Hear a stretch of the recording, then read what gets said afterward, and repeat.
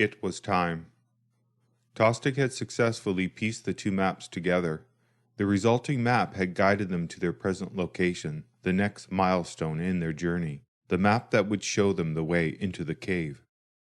The engraving was partly obscured by decades of dirt and debris, but it was unmistakably the right place. The map was etched on the curved surface of a smooth stone outcrop, partially buried in the ground.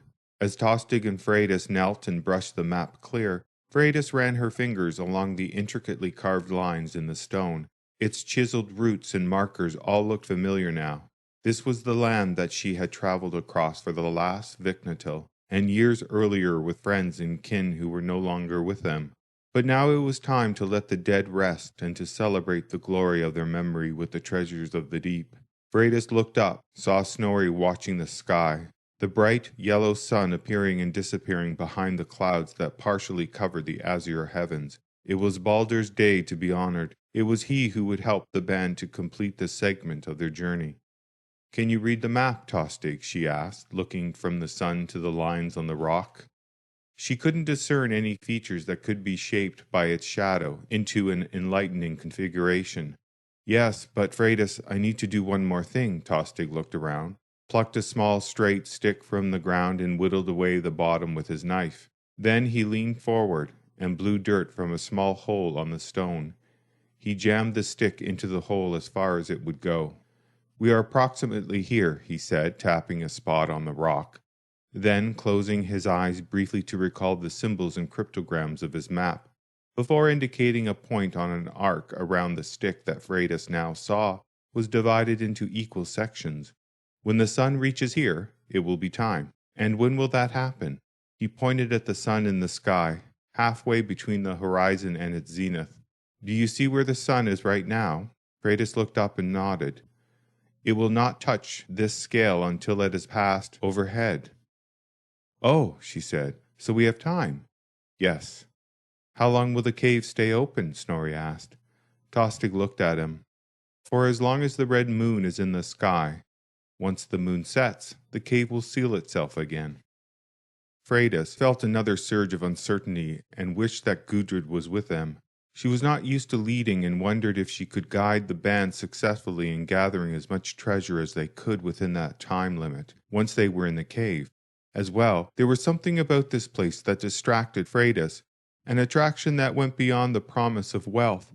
She felt that this was Valhalla. This was as close to the heavens that her people could get on Midgard. She wasn't alone. She heard others in the group whispering that this was the Bifrost, the rainbow bridge guarded by Heimdall, that connected her world to the top world, Asgard. If this was indeed the route to Asgard, then perhaps Heimdall would allow Freydis to return with the dead. Suddenly Tostig threw up a warning hand. Freydis heard it too, rustling within the nearby bushes. It was too loud to be a small animal. It sounded like something much larger.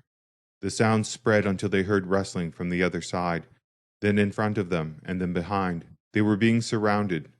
The group drew their weapons. Seconds later, arrows knocked to bows emerged from the foliage, followed by the human hands that held them and finally their native owners. "Wait," Freydis said. "Do not attack." She was not sure why she gave that order, but in that moment she thought of Thorfinn and the future of Vinland. It was what he would have wanted, and she thought of the safety of her sister and the unborn child Gudrid carried. It was her responsibility to protect them both. "Put your weapons down," Freydis ordered. "But Freydis," Asgeir protested, "trust me." Asgeir didn't need to hear another word. His trust of Freydis had very few limits. The rest of the group followed suit. They put their weapons away and allowed the natives to lead them away to an unknown destination. Freydis couldn't explain it, but she didn't feel like a captive.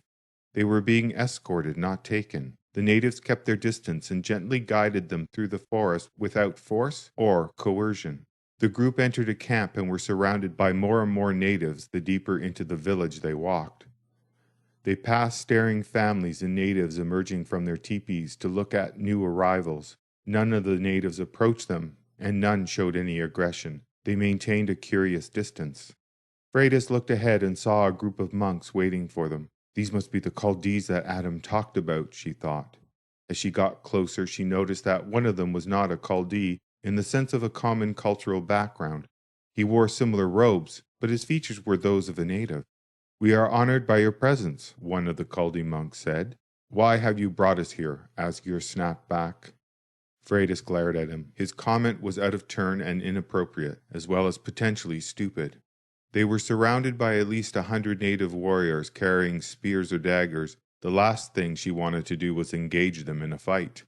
"Everything will be revealed in due time," another monk said, disregarding Asgir's aggressive stance. "Our goals are, after all, not too different." "In what respect?" Freydis asked. "We both want to stop Ari's tyranny. We know that he's captured one of your women, presumably to force you to do his bidding. He's used the sacred artifacts to give himself immortality, and is using this to present himself as a god to those Culdee who are willing to follow him, and to the natives of this land who are powerless against him. We're only concerned with the safety of our people. Can you help us get Gudrid safely returned to us?" Freydis asked. "That has already begun," the monk replied. "We only ask that you continue with your quest to find the treasure cave." "What cave?" Tostig quickly replied, his expression innocent. "We are not concerned with the riches of the cave. We only seek to restore our community to its former monastic dignity." For some reason, Freydis noticed her breathing. It was possibly the first long breath she'd taken since entering the camp. "What is your name?" she asked. "My name is Dionysius." "Have you been watching us?" Asgir asked, his tone accusing. "Yes, but not in the way that you may think. It was not us who attacked you.